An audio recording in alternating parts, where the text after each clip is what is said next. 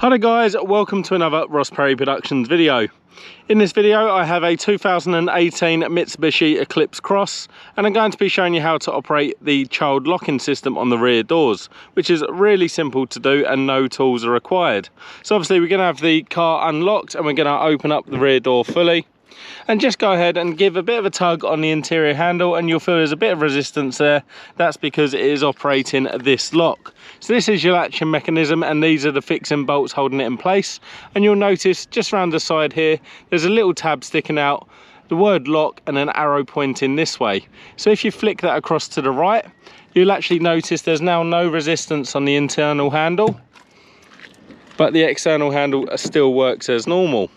So this is operated the child locking system, and if you want to return that to normal you just pop that straight back over and this handle is now re-engaged with the lock. So there you go, really simple to do.